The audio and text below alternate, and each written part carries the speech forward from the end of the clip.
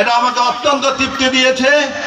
আশা করি আমরা আগামীর বাংলাদেশ যে গড়ব, সেই বাংলাদেশ গড়ার ক্ষেত্রে ছাত্র জনতা যে বাংলাদেশ চায়, সেই বাংলাদেশ গড়ার কাজে আমরা মা বোনদেরকে এইভাবে আমাদের সাথে সম্পৃক্ত রাখবো ইনশাল্লাহ। আপনারা জানেন যে স্বৈরাচারী সরকার শেখ হাসিনা সরকার বিদায় নিয়েছে। গত 2009 সাল থেকে শুরু করে 24 সাল পর্যন্ত এই দীর্ঘ সময় শেখ হাসিনা সরকার আমাদের বিএনপিকে নিধনের কাজে লিপ্ত ছিল। বিএনপি সহ কোন বিরোধী মত পোষণকারী দল স্বাধীনভাবে কোনো কর্মকাণ্ড করতে পারে নাই। আমাদের বিরুদ্ধে মামলা হয়েছে, আমাদেরকে হামলা করা হয়েছে, অত্যাচার করা হয়েছে, নিপীড়ন করা হয়েছে, জুলুম করা হয়েছে। এই দীর্ঘ সময় ধরে আমাদের অনেক ত্যাগী কর্মীকে হরণ করা হয়েছে, গুম করা হয়েছে এবং অনেকের জীবন নিয়ে নেওয়া হয়েছে। এইভাবে তারা আমাদের মত প্রকাশের স্বাধীনতায় বাধা দিয়েছে। আমাদের গণতান্ত্রিক বাংলাদেশে স্বাধীনভাবে রাজনীতি করার অধিকার হরণ করে নিয়েছিল। আমরা কোথাও কথা বলতে পারতাম না। আমরা কোথাও 10টি লোক একসঙ্গে হলে আমরা নাকি রাষ্ট্রবিরোধী ষড়যন্ত্রে লিপ্ত আছি, এই অজুহাতে আমাদের বিরুদ্ধে মামলা হয়ে যায়। পুলিশ লীগ দৌড়ে আসে, যুবলীগ দৌড়ে আছে, ছাত্রলীগ দৌড়ে আছে, আওয়ামী লীগ তো আছেই। আমাদেরকে চলতে দেওয়া হয় নাই। এই গত সরকার রাষ্ট্রীয় সকল কাঠামোকে ভেঙে চুরে চুরমার করে দিয়েছিল। উন্নয়নের নামে তারা দুর্নীতি করেছিল, দুর্বৃত্তায়ন করেছিল, আর এদেশের মানুষের ট্যাক্সের দেওয়া টাকা বিদেশে পাচার করে সম্পদের পাহাড় গড়েছিল।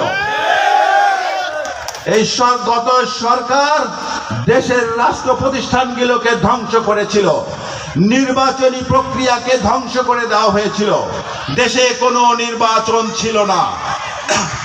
আপনারা ইউনিয়ন পরিষদে স্বাধীনভাবে ভোট দিতে পারেননি, আপনারা পৌরসভায় ভোট দিতে পারেননি, আপনারা উপজেলায় ভোট দিতে পারেননি।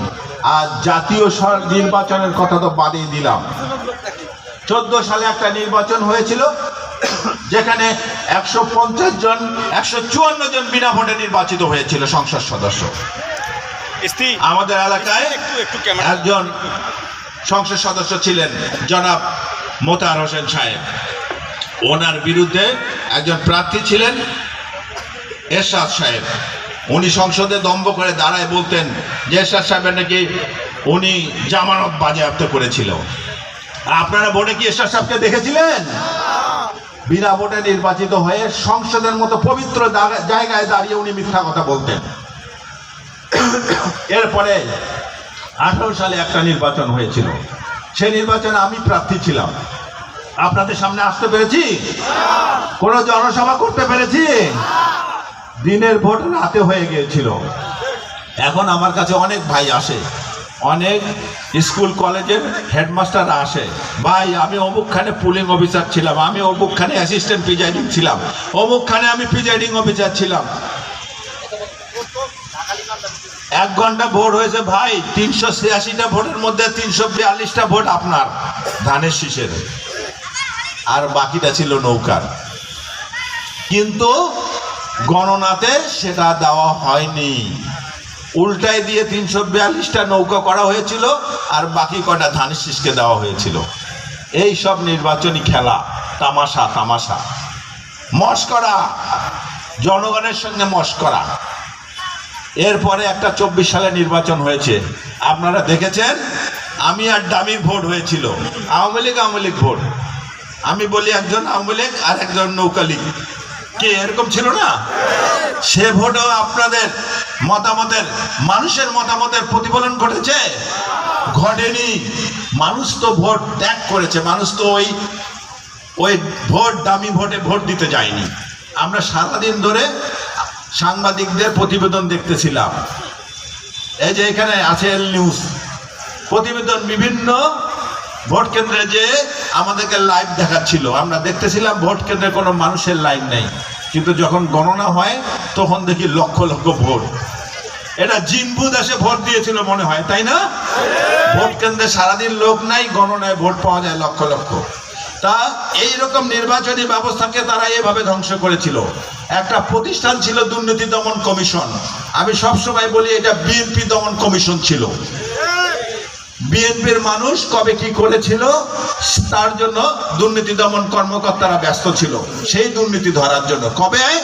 2001 সাল থেকে 2006 সাল পর্যন্ত নাকি বিএনপি ক্ষমতায় থাকাকালীন সে সময়ের মন্ত্রী এমপিরা দুর্নীতি করেছিল। এই অজুহাতে তারা আমাদের নেতা কর্মীদেরকে দৌড়ের মধ্যে রাখত। আপনারা জানেন 2001 সাল থেকে 2006 সাল পর্যন্ত আমাদের এই অঞ্চলে অধ্যক্ষ আসাদুল হাবিব দুলু ভাই মন্ত্রী ছিলেন। বলতে পারবেন একটা লোকের চাকরির জন্য উনি টাকা নিয়েছেন? উনি কোন টেন্ডার প্রক্রিয়ায় টেন্ডারবাজি করেছেন? উনি কোন দুর্নীতি করেছেন? করেনি। মানুষের হক উনি মানুষের মাঝে ভিলিয়ে দিয়েছেন। উনি আজও জনপ্রিয় এই কারণে। তো আমরা বলি শেখ হাসিনার সরকার ওই দুর্নীতি দমন কমিশনকে দিয়ে আমাদের নেতা কর্মীদেরকে ব্যস্ত রেখেছিলেন, দৌড়ের মধ্যে রেখেছিলেন।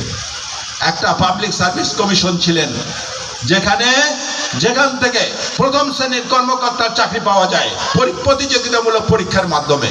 কিন্তু আমরা ওখানে কি দেখেছি ওখানকার একটা পিওনো 400 কোটি টাকার মালিক। কিভাবে মালিক হয়?